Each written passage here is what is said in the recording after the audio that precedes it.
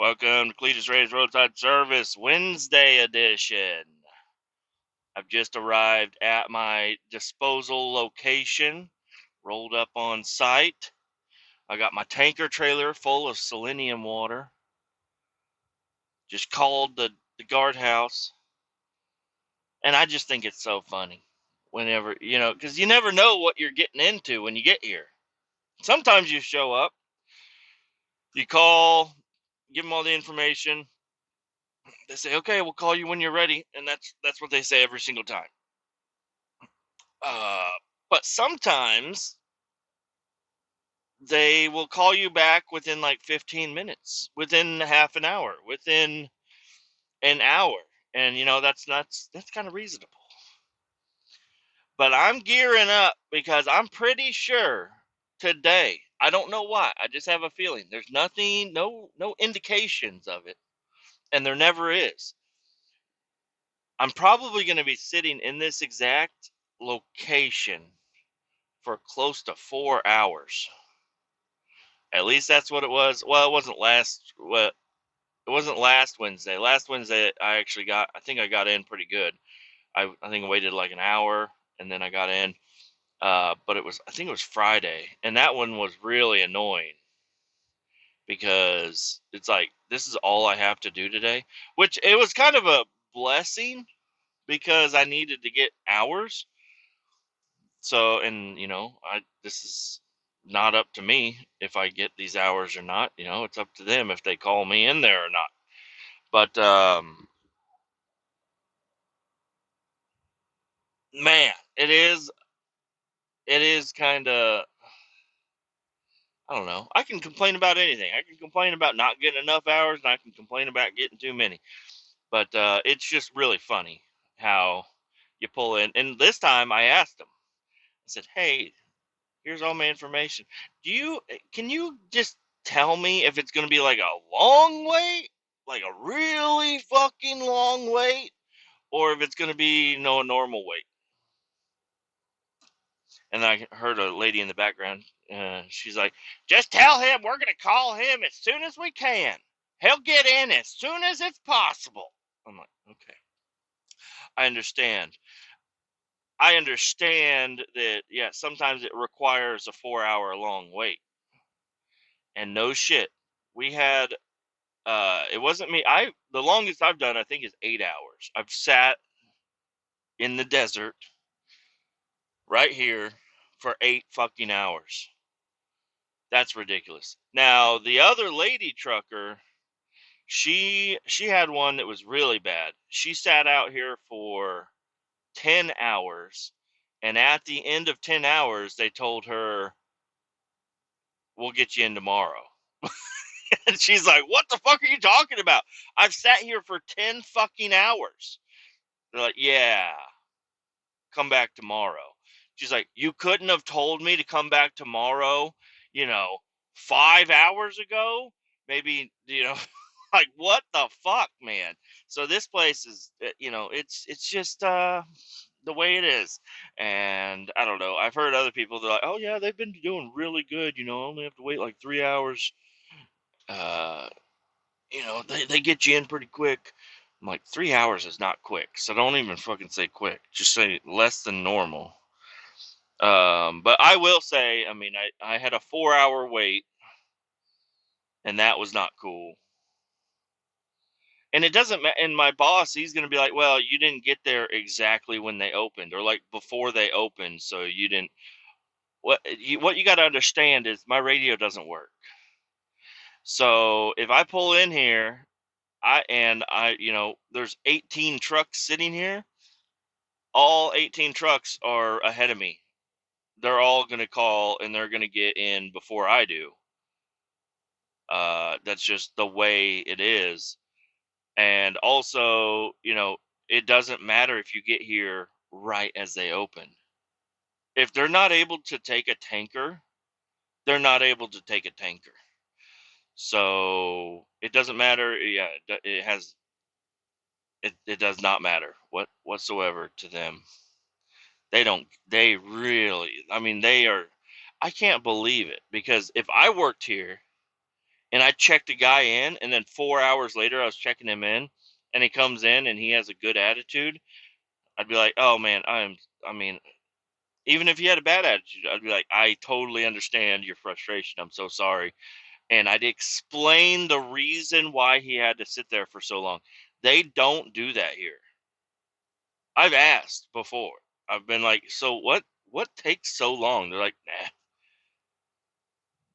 it just takes that long. I'm like, no, sometimes it doesn't though. So what's the difference between the days that they're like, I don't know. I'm like, okay. They're like, they tell us when they're ready for you. And I don't know who they are.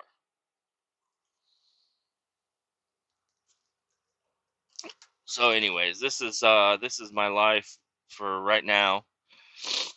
It's actually not too bad. I got AC. I can put a shirt up in my window so the sun isn't beating in on me. And I've got my phone and I've got a little bit of service. I've got enough service to watch a YouTube video for like 2 minutes, and then it will have to load for 3, and then I can watch it again for 2 minutes. Just kidding. It's not that bad.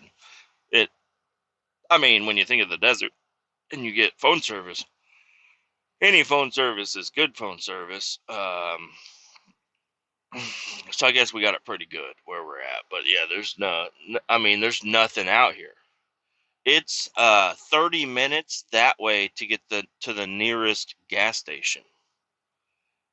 And do you think any of these guys are going to risk losing their spot by driving over to the gas station? Like, you've been sitting here for 6 hours and you're like, fuck, man, I should have brought my lunch or something.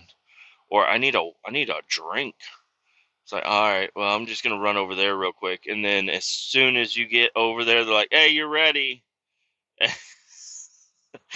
Well, with these guys, they'd have a CB radio, and I don't know if the CB goes that far.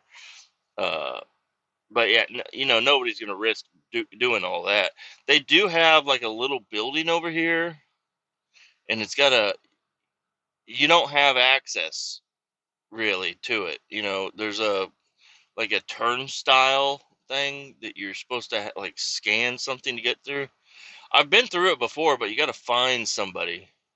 Then you can get in there and you can go into the building, and they have bathrooms, and they have empty vending machines. Guess what? They have empty vending machines. I'm guessing the vendors show up out here to fill it up. They can't get in, and they say, well, to hell with you, and then they turn around and leave. Empty vending machines. Isn't that fucking... It's just like, oh yeah, we have vending machines inside. That's what they tell you, and you go in and they're fucking empty. And you're like, why did you tell me that you had vending machines inside if there's nothing in it? They're like, well, we have them inside. Well, you also have a fucking, you know, a supply closet with brooms. Why didn't you tell me about the supply closet with brooms? That does as much use to me as the vending machines when they're fucking empty. Oh yeah, we should probably get those filled up. I mean, they're just... these are desert people out here, okay? When you think of a guy or a woman that lives in the desert, and they work in the desert, and everything they do is in the desert, you know, they don't have problems. They're just like, yeah, I mean, fuck, we drank water today. That was a pretty good day. I mean, these fucking desert people are fucking, they don't give a fuck about anybody. I mean, it's not even that they don't have empathy. It's just that they, you know, it's like, I don't know. Let's just say a raccoon. You go up to a raccoon, you're like, "Hey, man, where's your vending machines?" And the raccoon is like, and it just runs away. That's what these desert people are like. It's like, like, yeah, I don't know. They're just like animals. They don't have anything. They're just like, yeah, I don't know. I don't know. Nobody's ever asked us why our vending machines are empty before. Hmm. And then they don't even ponder it. They're just like, okay. Anyways, I'm just saying some shit. These fucking people. But I also don't know how to feel because like they might call me in like 2 minutes. They could call me in like 2 minutes, say, "Hey, you're ready to come in," and I'd be like, "Okay." But then whenever I come here on Friday, I'll sit here for 6 fucking hours, and they'll at 6 hours they'll just call me and say, "Hey, you're good. Come on in." No, no.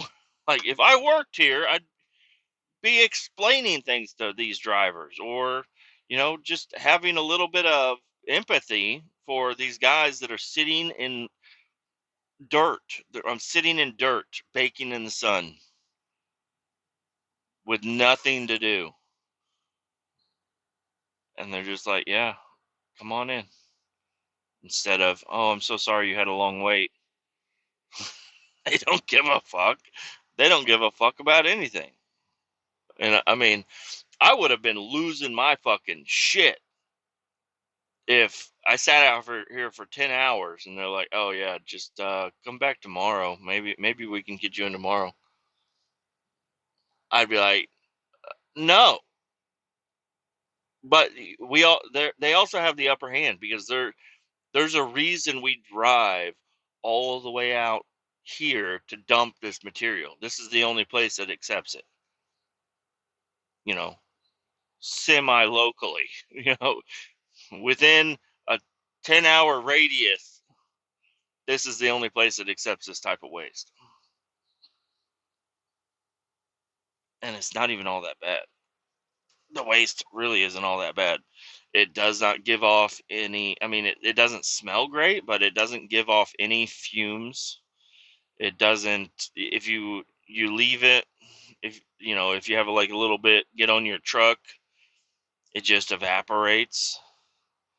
If you get it on your pants or whatever, it just it's just water.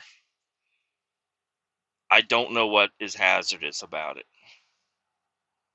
I really don't. But it is hazardous. It's labeled as hazardous waste, so um,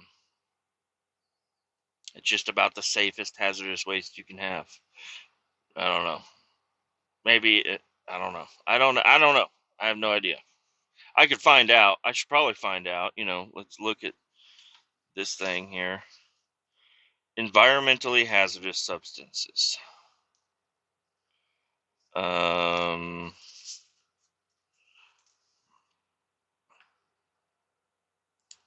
let's see. Toxicity characteristics for selenium. Chemical chromium.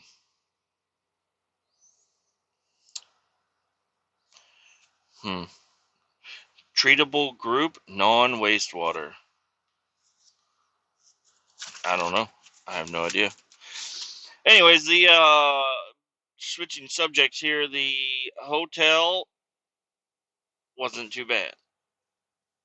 Uh, my food last night was pretty fucking good. Grabbed a fish sandwich and a mushroom burger. Got it to go. Went up into my hotel room and ate it. And watched some YouTube. I didn't even turn on the TV, which I usually that's the first thing I always do. But I didn't even turn on the TV. Just watched a little YouTube. Ate my food. And did what I normally do in a hotel room: clean up, touch myself, go to sleep, and woke up. Woke up at a decent time. I had a little bit of a rumble for shit, and on any other day, I would probably just head to work. But days like I'm going to be going out to sit in the middle of the desert, I should probably take any signs of taking a shit and put it on the toilet. Okay, put it on the toilet because you don't want to have to shit out here. You don't want to have to shit in the desert. It's not a good time. It's a lot better in the fucking hotel room.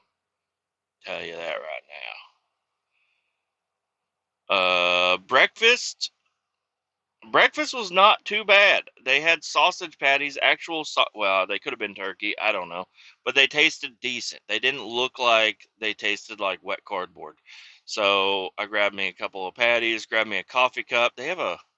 It's an instant coffee maker. I'm not a fan of it. It didn't taste as bad as Holiday Inn coffee, but I know it's just like powder and water getting mixed together. It's like a cappuccino machine, but they say it's coffee. And anyways, I grabbed some of that this morning and some sausage, and I hit the fucking road. Well, I didn't hit the road exactly. I went back to the truck stop because I didn't fuel up last night. I ended up talking to a couple of my cousins on the phone, and I didn't want to get off the phone, so I just found a parking spot, and sat and talked to them. And so this morning, I was like, I'm going to go fill up over there. And plus, that truck stop, I've never had their breakfast before, and they seem like they have a decent breakfast menu.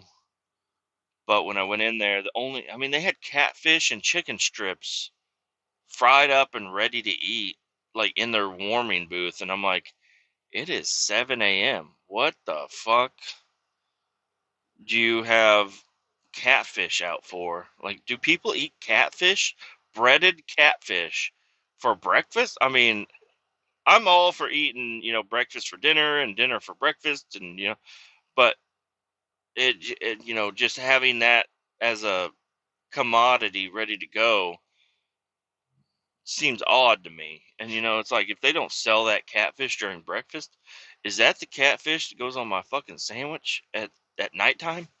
Are you throwing out old catfish? I don't know, probably. My catfish yesterday definitely seemed like one that was in the warmer. They just brought it out of the warmer, threw it on a hoagie, put some special sauce on it, and slapped it in a styrofoam container and sent it to me. Uh, the one I had the other day, it's catfish po' boy, but I think it's a poor boy sandwich. I think that's how it's supposed to be, but it's spelled po' boy. And also, they don't have a button for it on their menu, on their little computer thing. So it's really awkward every time I've ordered it. But yeah, I'll take the catfish po' boy. I don't like to say po' boy, but that's what they have wrote down. So I say it the way it's wrote down.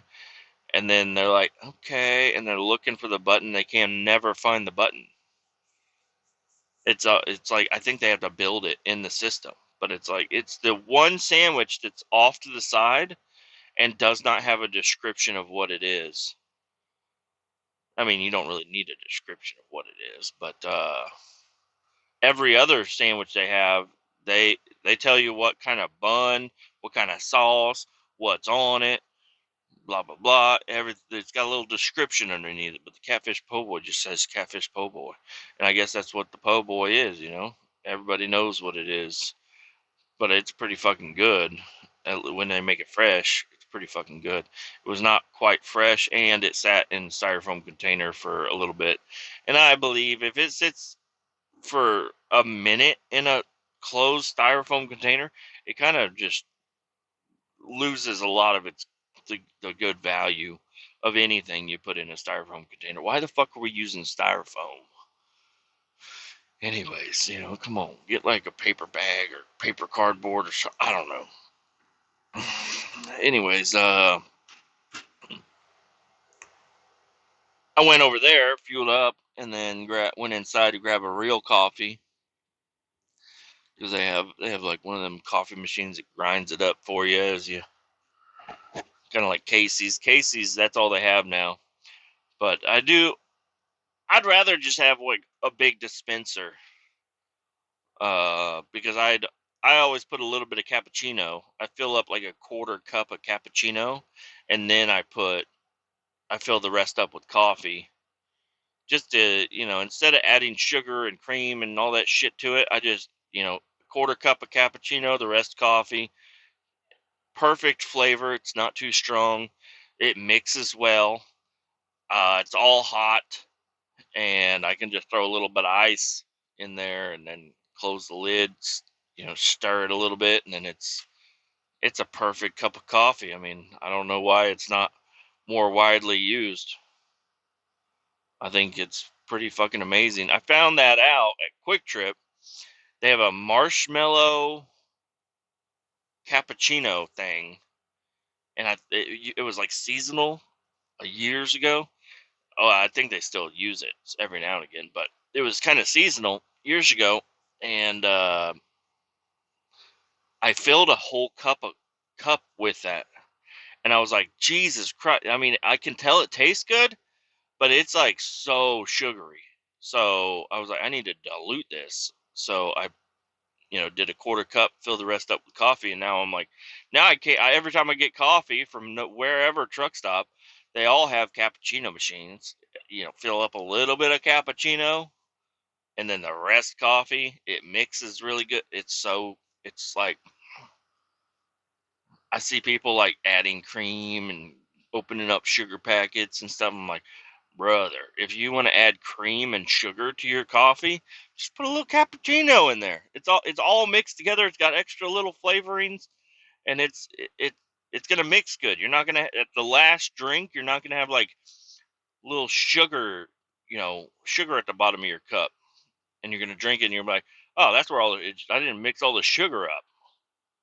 Damn, I drank this whole cup of coffee, and I didn't have all the sugar mixed up. Now at the very end of my coffee, I'm drinking all the sugar.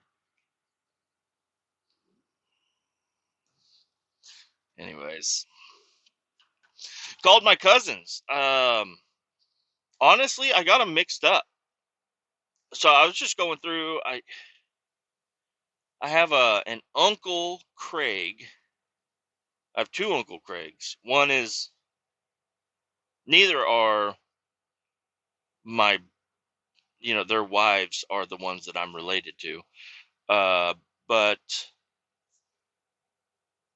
I was trying to call up one of my Uncle Craig's because I've been out to his land and I've shot guns before, and we used to hang out all the time. And he doesn't live too far from me, but I just haven't talked to him in a long time. And I was thinking about him, so I was like, I'm going to call him up. I don't have his number.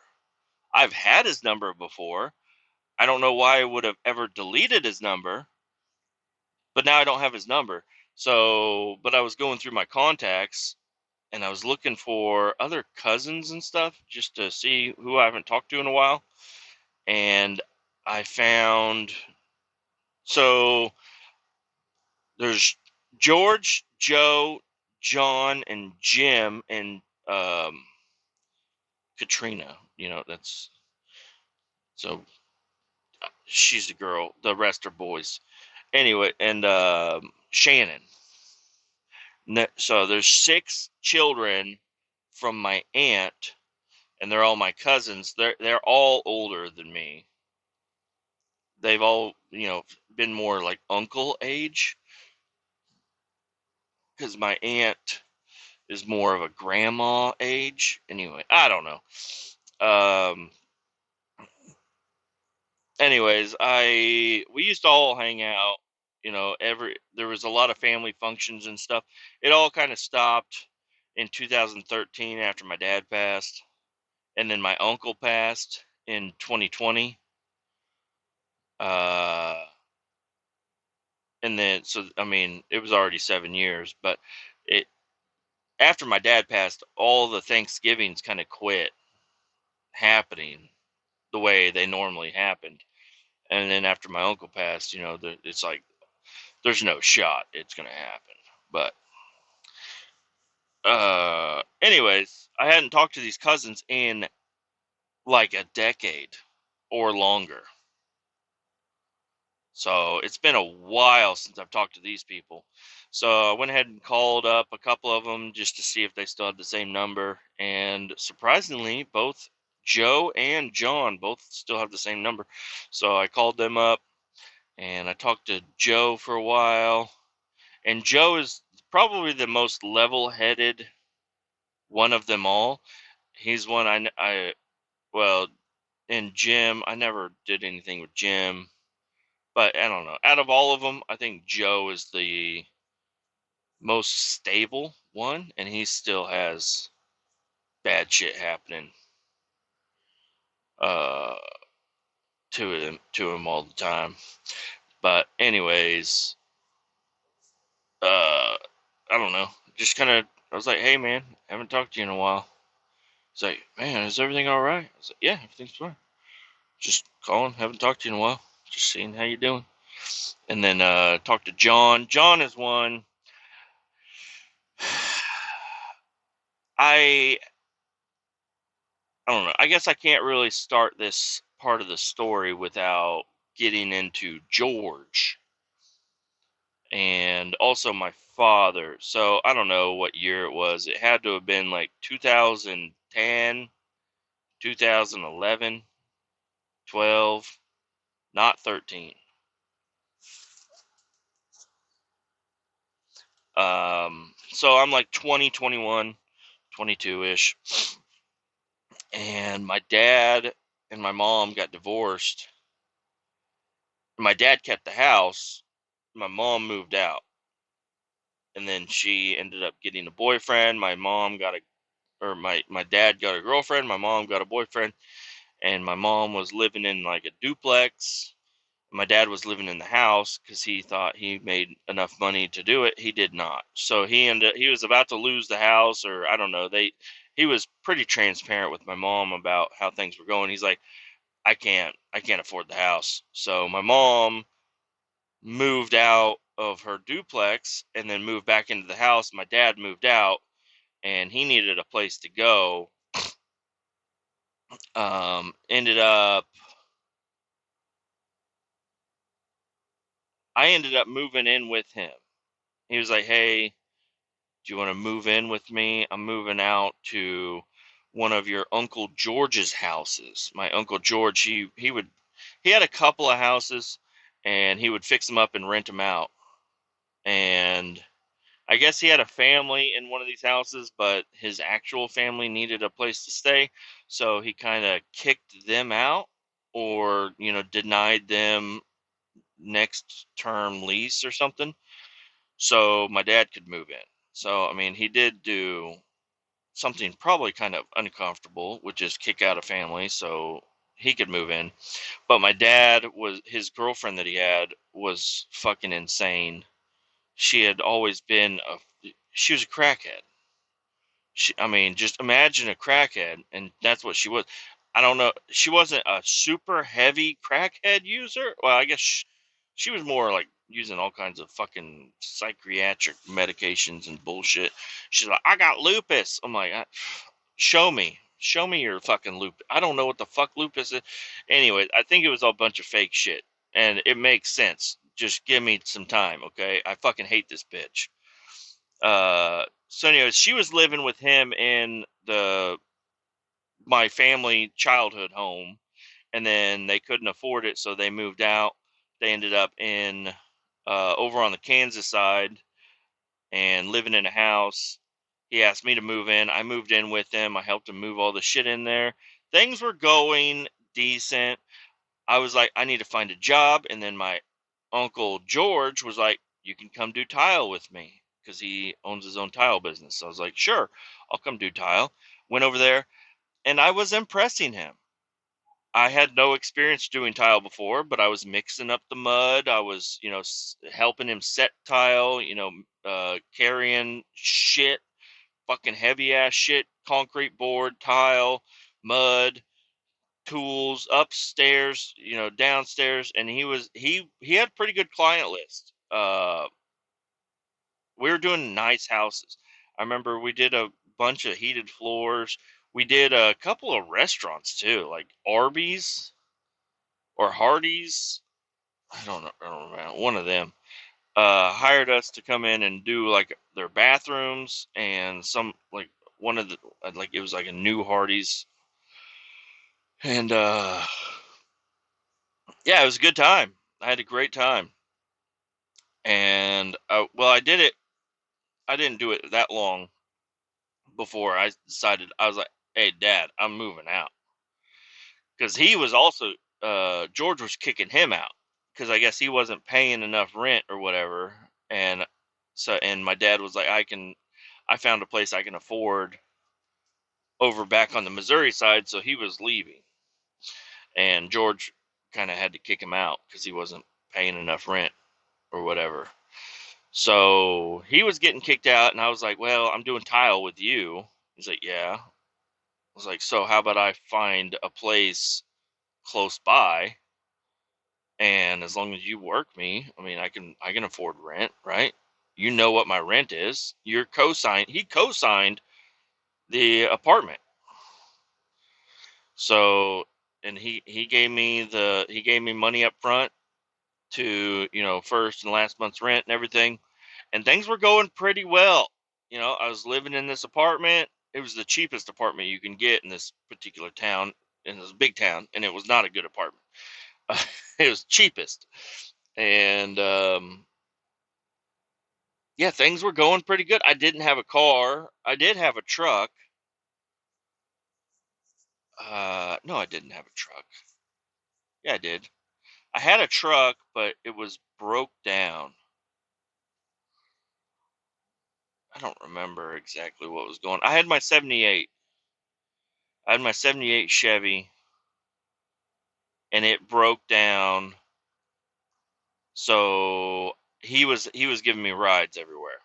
And I did have a bicycle also. My dad had a mountain bike that I had kind of held on to. I was like, oh, I'll just hold on to this. So if I need to go anywhere, I can just ride the bike. It's a big town. There's shit close by.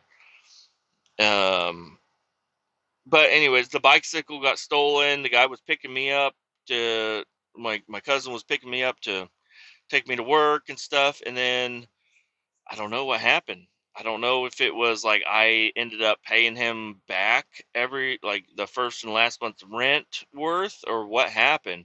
But he just quit. He's like, oh yeah, I don't need your help today.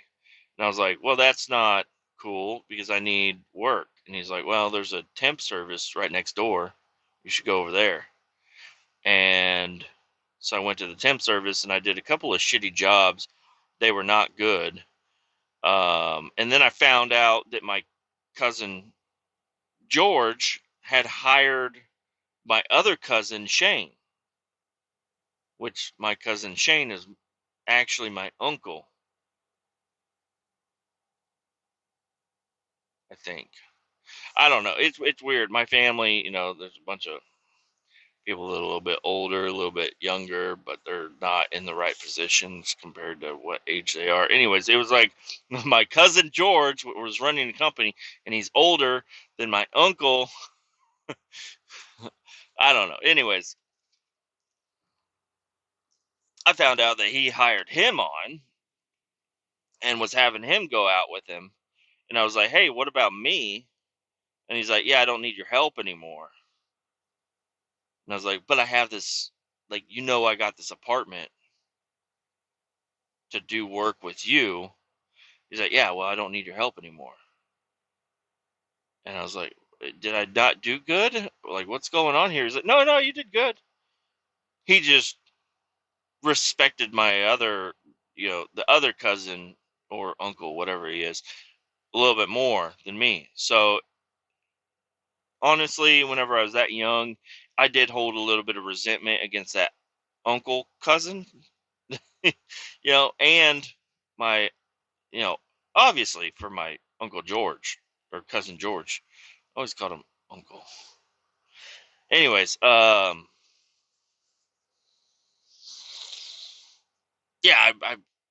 luckily I had my buddy Tyler and his dad, and he was like, yeah, you can come over here. That was northern Missouri, northeast of Kansas City. And he's like, yeah, you can come over here and we can work you. So I went over there and he's like, yeah, you can move in, uh, pay me rent. And, or no, he was letting me stay there for free as long as I was there to help him do, chores. Because we had a cow, there were horses, there was a little bit of there's just little shit to be done, and we're also doing fencing and stuff. So I ended up moving in with Tyler's dad, and that was pretty cool at that point in time. It got bad, but um, at that point in time, I moved in with him. Things were going well, but then he was like, "Yeah, I can't really support you, with the house and a job. There's not. He doesn't have employees. He does everything himself, and having somebody else there, feed me, feed me. He's like, this isn't so." Anyways, his wife, Kim, she was pretty cool. Oh, sorry, she's gonna stretch. She was pretty cool at the time, but it was always a good time going to his dad's house. But then living there, and then one day, well, no, I worked with his wife. So Kim was managing a Casey's gas station. So, and she was like, "I need to cook. How about you come cook?" So I went and I cooked. And I was driving my 78 Chevy back and forth, but it was like a 45-minute drive, and the 78 doesn't get the greatest gas mileage. So I was making not good money cooking pizzas and driving one of the worst gas guzzlers you can have, back and forth through the country. And then Kim left my buddy's dad. So they got a divorce, and it was an ugly divorce. And I don't really want to get into all that stuff, but it got bad. So I said, I need to get the fuck out of here. So I moved out. And that's when there's a girl I was kind of dating, Kayla, crazy fucking Kayla, and she was like, "Hey, there's a gas station out here, uh, in Missouri, in back near Kansas City, not in Kansas City, but near Kansas City. Come work here. I'll put in a good word for you." So I went over there and started working there for a while. So, anyways, what I'm trying to get at is George kind of fucked me. I don't. I had strong feelings against it then, and I still don't really. I never really got closure on the problem that we had there. But I also, it's like, it's been so long. That was a long, long fucking time ago. It was over 10 years ago. But I just haven't really talked to him. And it's like, it's awkward to talk to him. But I'm thinking about calling him today, not to get closure, not to, just to, "Hey, how you doing? How you been? You're part of my family. I'd like to talk to you. You're cool. I'd like to see you." Uh, but there's also a lot of resentment, because when Grandpa Wayne passed away, which, I don't know, it was after my dad, before my Uncle Wayne. It was right in the middle there, and he passed away. And some of those guys didn't show up because they were having a going away party for him. He knew he was dying. He was on hospice. They threw a big party for Grandpa Wayne, and everybody showed up except for them. So Uncle Wayne was not happy about that. He was not happy about it at all. Um, and then Wayne passed away, and then they did show up for uh, his funeral and stuff. But yeah, I don't know. They're busy. They got a lot going on. They're jumbling stuff. After talking to George, and or not George, Joe and John, it, you know, he has progressed with his career. Now he's got a multiple tile crews, and John is running his own wood building, or he does live edge carpentry or something, he said. So he's got his own shop now and some land. George has land. He's developing some land down there to put some houses or something. I don't know. I haven't talked to him. I just kind of got a little bit of wind from him on that. And then well, Jim he's the youngest one. He also had a couple of medical issues, and then he ended up getting into some drug issues and stuff. But I guess he's clean, sober, doing AA stuff now, so he's doing good. Um, what else? Shannon, I don't know. I guess she got laid off recently, so that's not good for her. Joe, he's just doing his he's doing his work.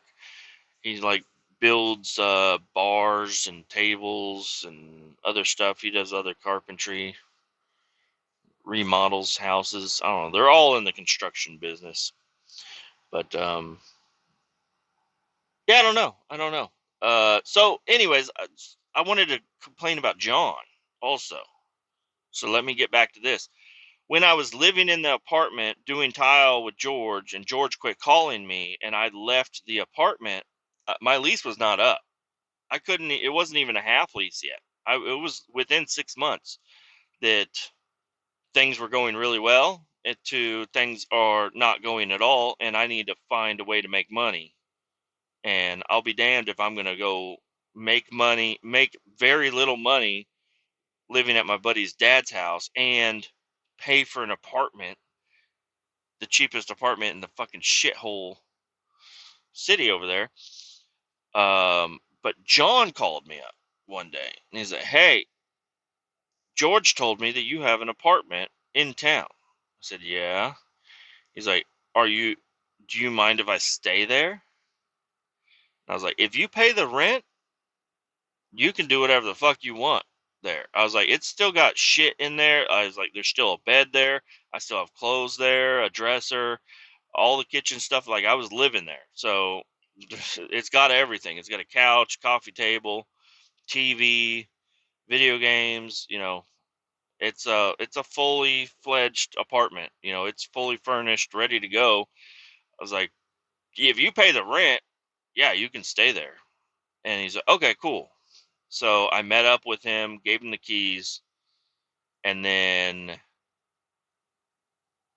uh, I started getting calls from my neighbors. I'm not going to really get into my relationship with my neighbors over there, but my neighbors started calling me like, "Hey, who the fuck is this guy living in your fucking apartment?" I was like, "Oh, that's my cousin." They're like, "He is causing problems." I don't know. I still don't know what the problems were, but he was pissing them off and they were pissing him off. And it was just a lot of drama going on over there. And I was like, "What the fuck?" And he eventually just left. And then I started getting calls. Well, it was probably the first month. Like I think he paid the first month and then quit. Didn't tell me he was done. Didn't tell me anything. He just kind of went away. And so the apartment started calling me, and they're like, "Hey, you're late. Like, you're gonna get evicted if you don't." I'm like, "I'm not even there anymore." They're like, "Okay." I was like, "Yeah, the apartment's there. It's full of stuff. You can have it all." Well, no, it wasn't quite that. I went back there. I I tried to make time. I eventually got back there, went into my apartment to grab some things because I knew I wasn't going to be coming back. And I didn't have a car or anything. I don't know how I got over there, but I got over there, go in, and this dude was wearing my clothes.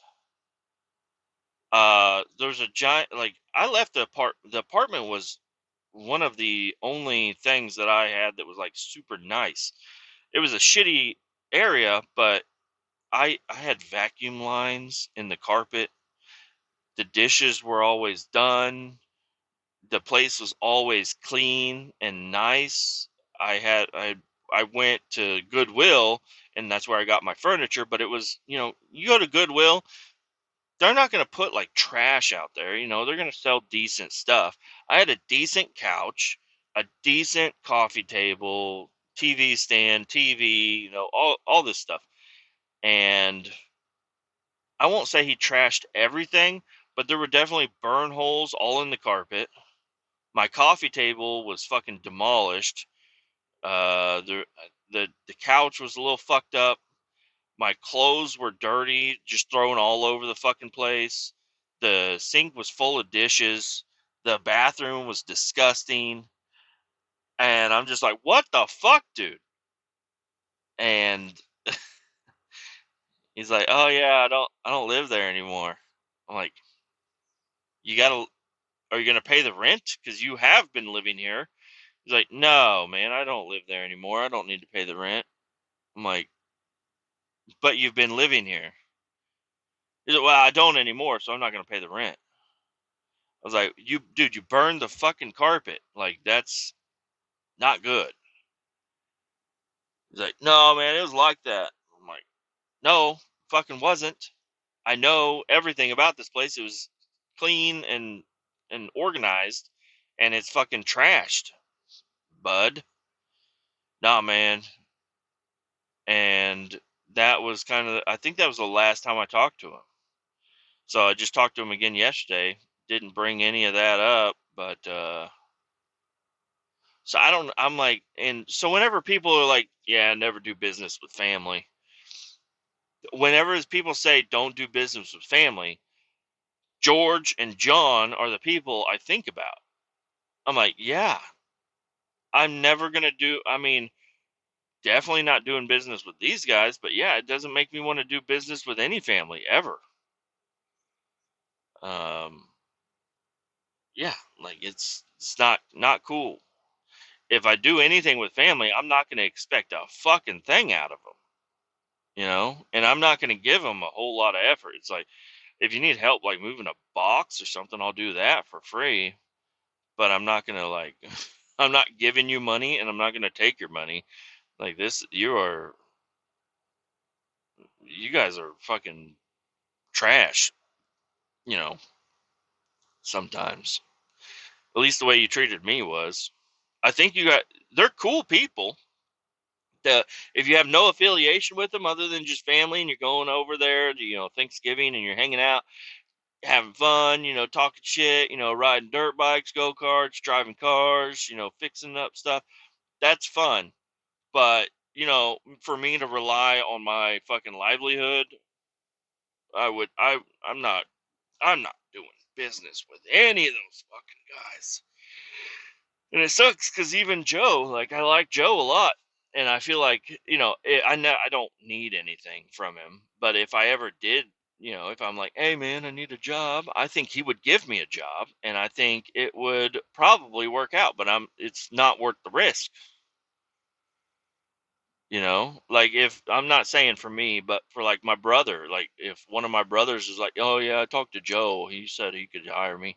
I'm like, yeah, you can go over there. I'm telling you, it's probably not a good idea though. I like Joe. I think Joe is one of the best fucking guys to to deal with. You'll probably be safe, but I'm telling you, I thought I was gonna be safe with the other ones, and I wasn't. Okay. Well, I don't even really want to put that on Joe. I don't know. I guess if he wants to go, if he found himself working with Joe, go ahead. I don't know. But if he's like, hey, George is offering me a job to do tile, I'd say do fucking not, don't go over there. Hey, John said he would live with me and pay me rent. No, he won't. He won't do it. I mean, I don't think those things are ever going to happen, but it's just, don't, ain't doing business with these fucking people ever again. Um, anyways, I guess that's kind of a story there. I talked to my cousin Wayne. He's the one. He didn't answer my phone call. He ended up calling me back. He's like, "Hey, what do you need?" I was like, "Nothing." He's like, "You don't?" I was like, "No." He's like, "Are you sure?" Because usually people call me. They're like, "Hey, my car's broke down. Blah blah blah. Like, I need help fix." I was like, "No, no, no, no. I'm just strictly like, if I'm calling people, if I needed something from you, I'd text you probably, just so you're aware and you can decide to respond or not. But no, I'm just calling to see how you been, man. Like, just I don't need, I absolutely need nothing. I'm just calling to see how you're doing. Haven't talked to you in a while. Because Wayne, he's the third. Wayne the third. Uh, Grandpa Wayne, Uncle Wayne, and then this is Wayne the third, and he actually he's a really good guy. Um, he moved in. He got his dad's old house. His mom and his dad, they split up, and then his mom was trying, after his dad passed away. His mom was trying to get the house or try to sell the house or something, and then he made some sacrifices and stepped up and took it, which I'm so glad he did. It's out in the, he's got some land, not a whole lot of land, but he's got some land, a pond, a bunch of old cars, a barn, a paint booth, another little shop, and then a really old house that's really, really cool. And he went ahead and took that over. I'm glad he did, because it would really suck to see that thing, not be in the family. And I think he is the only person that, should do that. That's his dad's, well, his place. He lived there the whole time too. Well, until he got married, he moved into the city a little bit, not in the city, but in town, and then he got it back. So he's happy. He's doing that. He's got a good job. He actually works like half a mile away from my house. Is where he works. He's like, "Yeah, I work over there." I was like, "Really? That's right around the corner from my house." So, talked to him a little bit. He's like, "Yeah, I'm there all the time, every Monday through Thursday till 4:30. I'll be right over there." I'm like, "All right, I'll keep that in mind. Shoot, maybe I'll. I know you're ready to go back home and everything, but maybe I could have you come over to the house. Drink a couple beers. Now I know kind of your schedule." He's like, "Yeah, yeah." He's like, "Anytime you want to come over, just come on over." Because that's how my uncle's house used to be. People just show up. And I guess he's like, "Yeah, it's still that way." He's like, "People just show up, you know, the dogs start barking. I know somebody's pulling up in the driveway. Go out there and sit and chat and hang out." Um, and yeah, he's a mechanic. So, well, he's not, his job isn't a mechanic, but he used to be a pretty good mechanic and boiler technician, and now he's some sort of engineer or something. But he's got a bunch of old cars and stuff. He is he is a little stingy. I was like, "Hey man, I need a bed for my truck, my '92. My bed is all really bad, rusted out." And I was like, "Hey, if I could just get that bed off of one of those trucks out there in the field." And he's like, $500. I'm like, "Brother, I wouldn't pay 500 for that whole fucking truck." He's like, "Oh, you want the whole truck? 2 grand." I'm like, "It doesn't have an engine. What are you talking about?" I was like, "And the bed is still beat to shit. It's just not near as rusty as mine." I was like, I thought I was gonna get a deal on this. He's like, $500. I was like, "Are you sure? You sure about that? Are you sure about that? Are you sure about that?" He's like, "Yeah." I'm like, "All right, well, never mind. I don't want the bed anymore." It's like, why put a nice clean bed on the truck anyways? And that's where I'm still at. I'm like, he kind of helped me realize that 92 in my hands will always run and be a good truck, but it's never gonna not have rust and be looking like a piece of shit. I'm gonna always leave it looking like a piece of shit. I want it to be nice. Well, it's not even a good runner right now. It's just gonna be an old shitty truck, but I'm gonna keep it going forever as long as I can. There's no reason not to. If the piece of shit 4.3 goes bad, I can throw another 4.3 in it, or a carbureted 350, or even a E5 350. I've had seen a couple of videos of people doing LS swaps, and it doesn't seem like I was really worried. I was like, nah, I'd never fucking do that.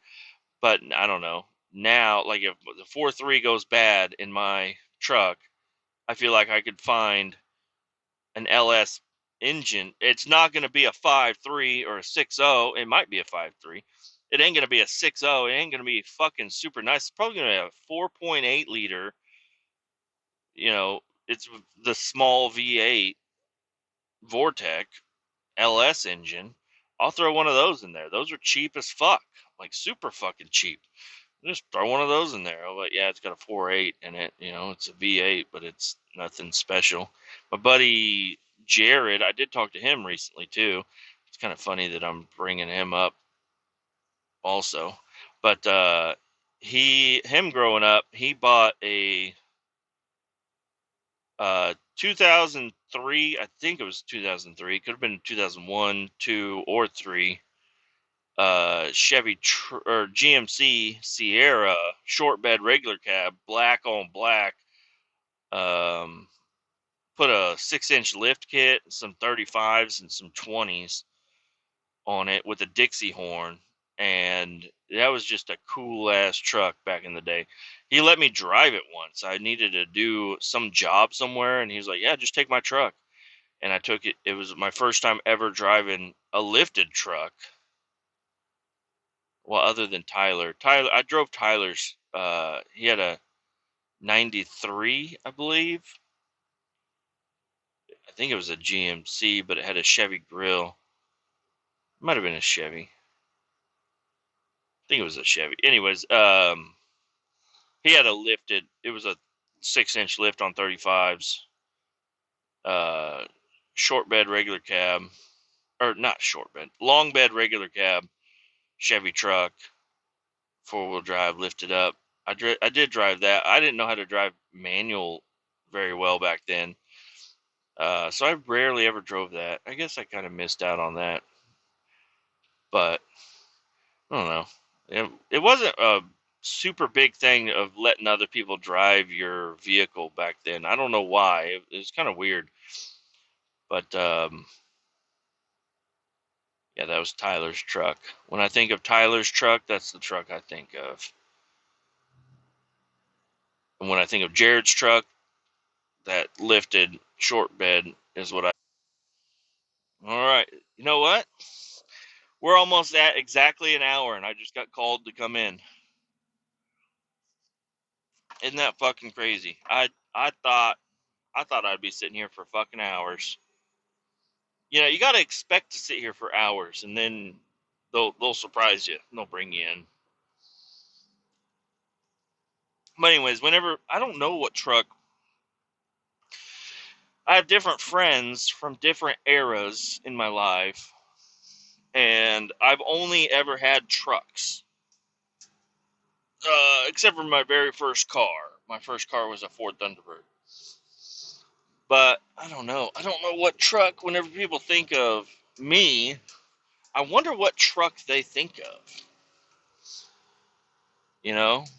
Because I've had several. I don't think I'll talk about the ones I don't think they think about is the 88 Ranger, the 88 S10. My wife probably thinks of the 88 S10 actually.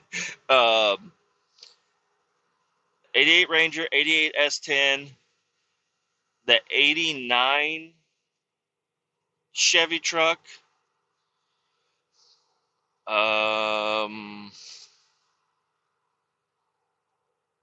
They probably either think of my 96, which was my first truck, or they think of my 78. Whenever they think of me and my truck, those are the two most influential trucks I probably had.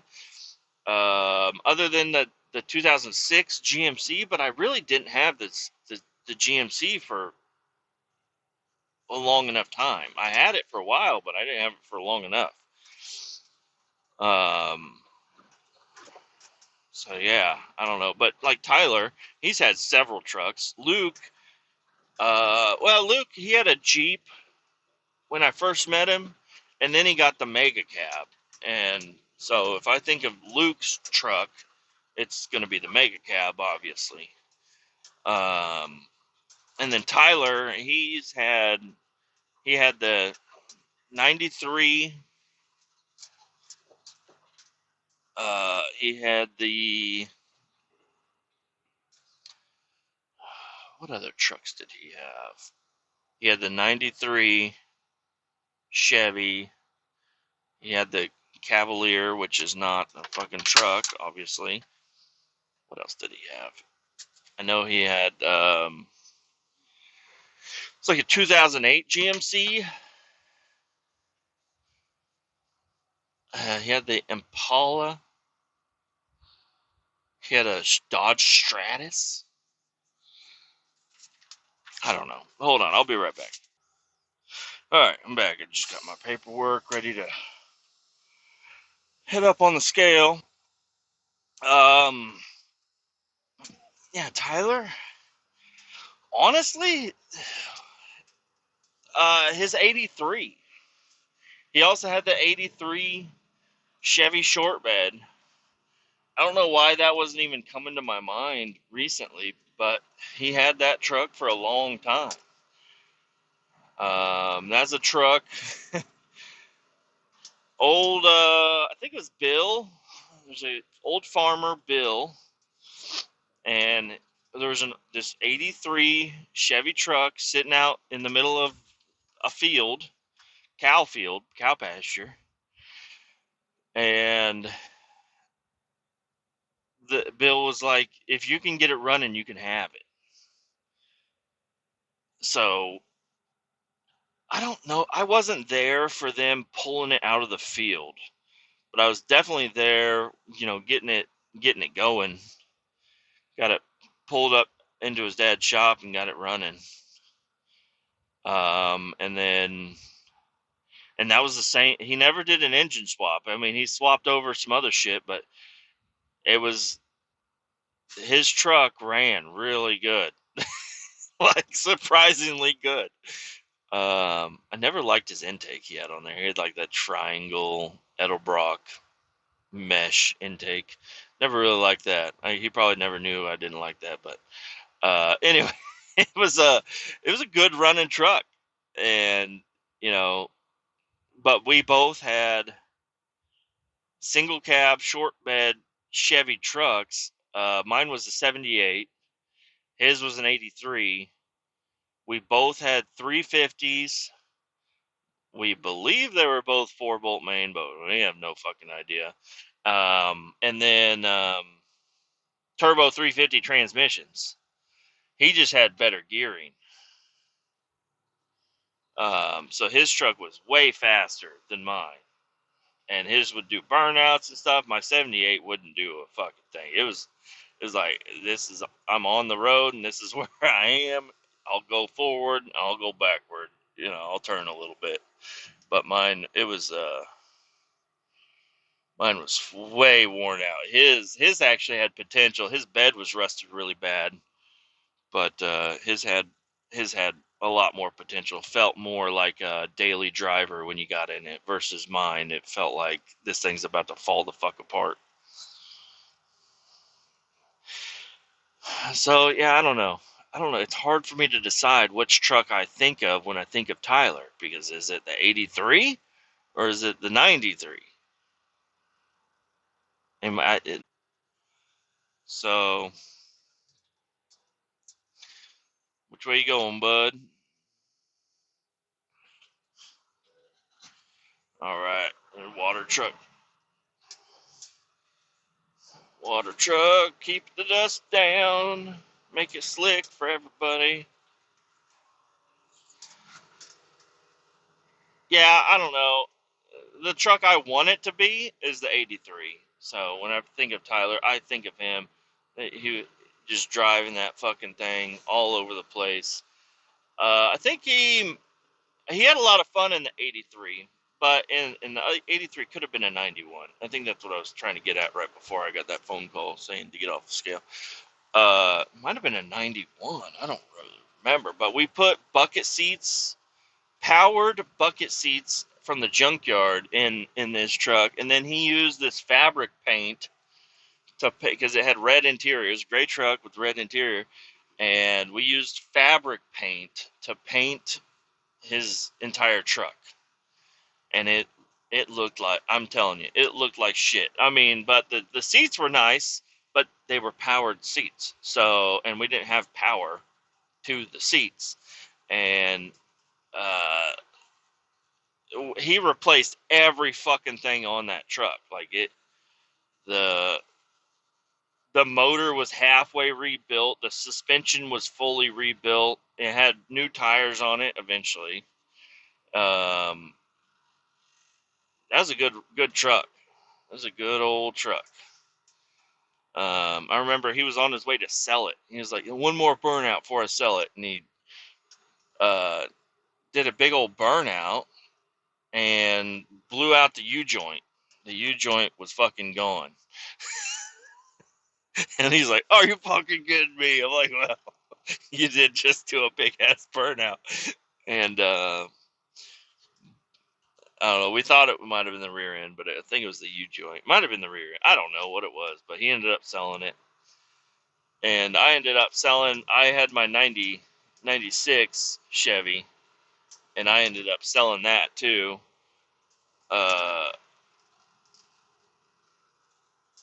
think I got like $4,500 for mine. You know, if things would have gone the way I wanted them to go at one point in my life, I would have had a brown Trans Am with a 400 big block in it. There was a guy trying to sell a Trans Am, a 79 Trans Am, I think it was, and he almost traded me. My 96 was a good truck. It had new front suspension put in it, and it had a new transmission put in it also, because the transmission went out on me. And then I was trying to get rid of it because I needed money for lawyer fees. You know how that goes. And sold that, and that's when I bought the 88 Ranger. Drove the 88 Ranger for a little bit, and then I was like, I want a square body. And I found one, and that's when I found my 78. But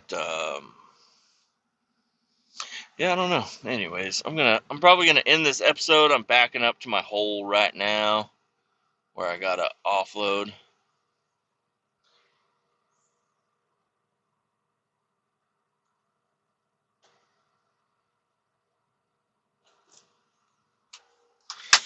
So adios, keep all 18. We'll talk to you later.